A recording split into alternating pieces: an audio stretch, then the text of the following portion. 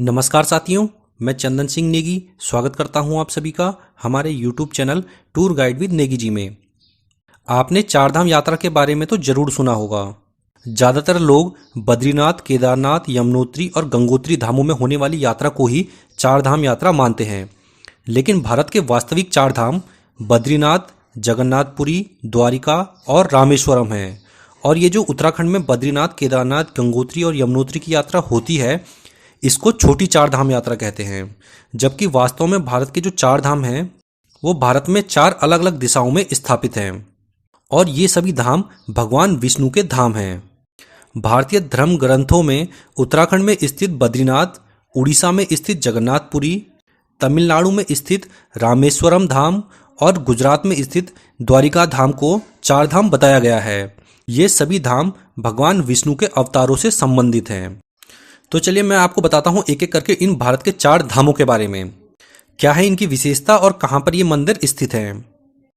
सबसे पहले बात करते हैं बद्रीनाथ धाम की।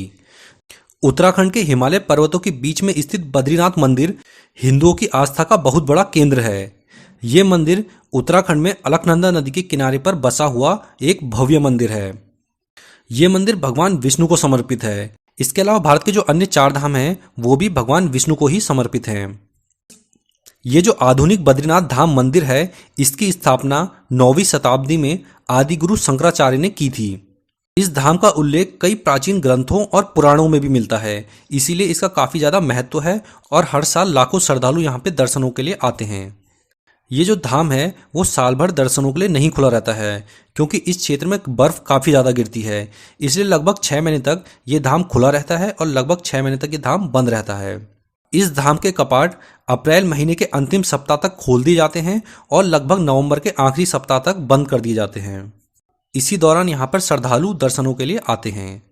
इसके बाद अगला धाम है जगन्नाथपुरी। भारत के उड़ीसा राज्य में स्थित जगन्नाथ मंदिर चार धामों में से एक है। ये एक विशाल और अद्भुत मंदिर है।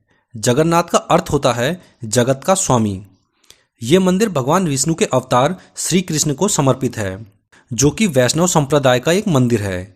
इस मंदिर में हर साल भव्य रथ यात्रा का आयोजन होता है, जिसमें भगवान जगन्नाथ, उनके बड़े भाई बलभद्र और उनकी बहन सुभद्रा तीनों के अलग अलग रथों को सजाकर यात्रा निकाली जाती है, जिसे देखने के लिए देश के कोने कोने से लोग यहाँ पर एकत्रित होते हैं।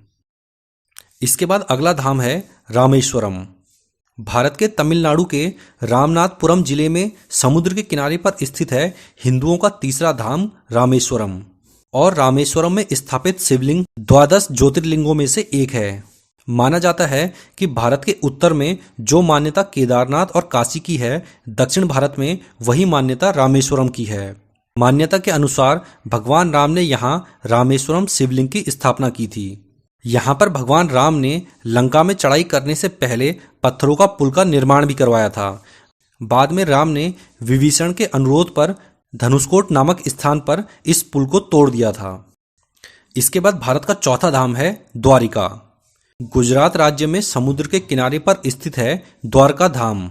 मान्यता है कि द्वारिका को श्री कृष्ण ने बसाया था और मथुरा से यदुवंशियों को लाकर इस संपन्न नगर को उनकी राजधानी बनाया था।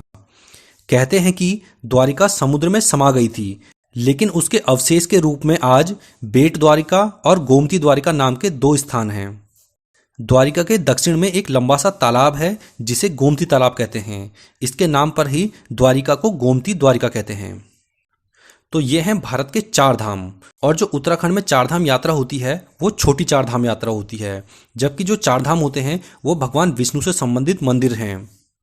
जबकि जो उत्तराखंड में छोटी चार धाम यात्रा होती है उसमें बद्रीनाथ भगवान विष्णु से संबंधित है, केदारनाथ भगवान शिव से संबंधित है, यमुनोत्री माँ यमुना से संबंधित है और गंगोत्री माँ गंगा से संबंधित है। तो कई लोगों को ये भ्रम रहता है कि जो चार धाम यात्रा उत्तराखंड में होती है इसी को चार धाम यात्रा कहते हैं, जबकि ऐसा नहीं है। असली जो चार धाम है ये सभी हैं और इन सब में यात्रा करने पर आपको काफ़ी दिन लग जाएंगे, क्योंकि भारत के 4 अलग अलग कोनों में हैं। तो आशा करता हूँ आज का हमारा ये वीडियो आपको पसंद आया होगा। हमारा ये वीडियो आपको पसंद आया हो तो हमारे इस वीडियो को लाइक कीजिए और हमारे इस वीडियो को अधिक से अधिक शेयर भी कीजिए। अगर आप हमारे चैनल पर पहली बार आए हैं तो हमारे इस चैनल को सब्सक्राइब करना बिल्कुल भी ना भूलें। हम अपने इस चैनल पर टूर एंड ट्रैवलिंग की ऐसी ही जानकारियाँ देते रहते हैं। इसके बाद हम मिलेंगे अपने नेक्स्ट वीडियो में। तब तक के लिए धन्यवाद। जय हिंद।